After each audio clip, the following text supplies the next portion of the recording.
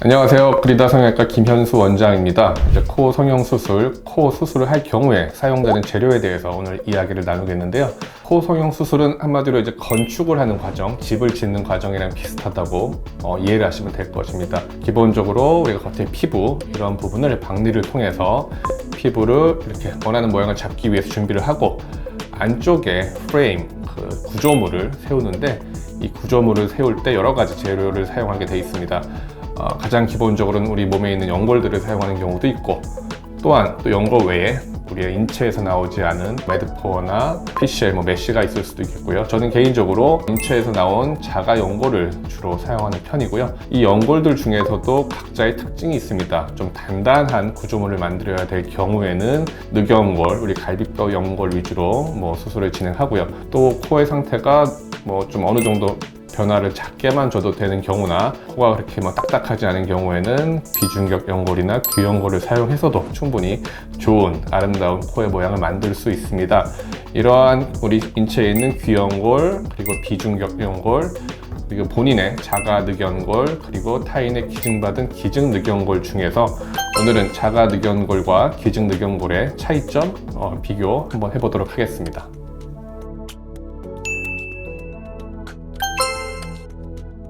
네, 우리가 자가늑, 기증늑 이렇게 얘기를 하지만 정확한 용어는 자가늑연골 그리고 기증늑연골이 되겠고요. 자가늑연골이라는 거는 본인의 갈비뼈 근처에 있는 갈비뼈 연골을 말하게 되는 거고요. 그것을 본인의 몸에서 떼어서 사용하는 그 연골을 자가늑연골이라고 말을 하고, 다른 타인의 사체에서 늑연골을 뗀 이후에 항원을 없애는 조작을 한 이후에 우리가 타인의 인체에 하는 동종 이식을 거치는 늑연골을 기증늑연골이라고 이야기를 하고 있습니다.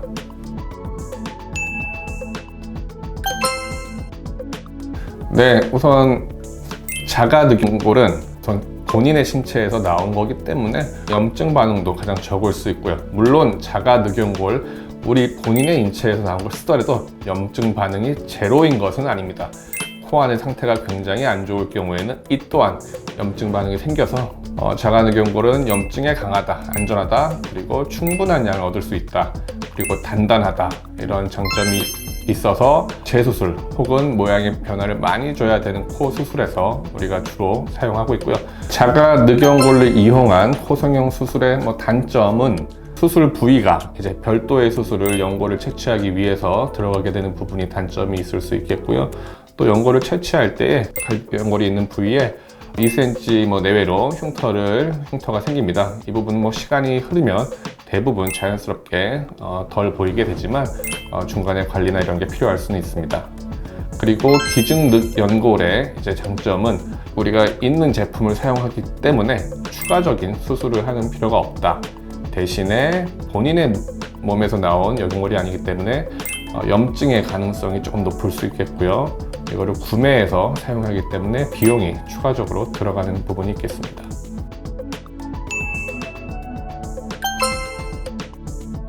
네, 자가늑연골을 사용해서 코 수술하는 경우에 많은 분들이 제일 관심 있는 거는 흉터신데요.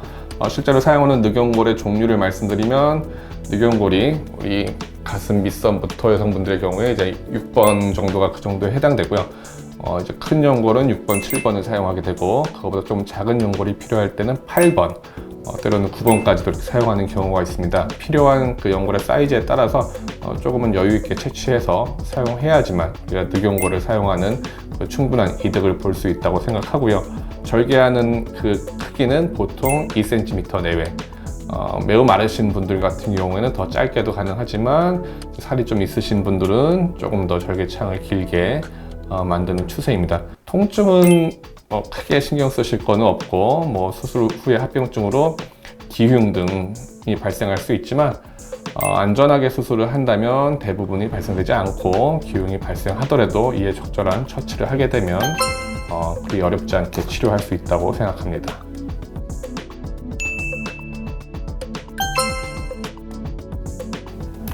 네, 첫 수술에서 늑연골을 써도 되는지 사실은 많은 분들이 물어보시는데요. 실제로 아까 말씀드린 것처럼 코 수술에서 집을 짓는, 우리가 건축을 하는 거랑 비슷하고 생각하시면 높은 집을 지을 때는, 높은 건축물을 올릴 때는 조금 더 강력한 지지대가 필요하고 1층짜리 건물을 만들 때는 강력한 지지대가 필요하지 않습니다. 따라서 우리가 코의 상태를 봤을 때 보통 재수술이거나 구축이 심하다거나 이런 강력한 힘이 필요할 경우에 늑연고를 많이 사용하게 되고요. 그 외에도 첫 수술이지만 코의 변화가 커야 한다든지, 우리가 수술 이후에 모양이 좀 유지되기가 어렵다고 이제 판단되는 경우에는 첫 수술에도 자가 늑연골 수술을 추천드리는 경우가 있습니다. 우리가 재료가 많으면 충분히 그 재료를 통해서 조금 더 모양 유지를 잘 시킬 수 있기 때문에 첫 수술에서 적극적으로 권하지는 않지만 필요한 경우에는 사용하시는 것을 추천드립니다.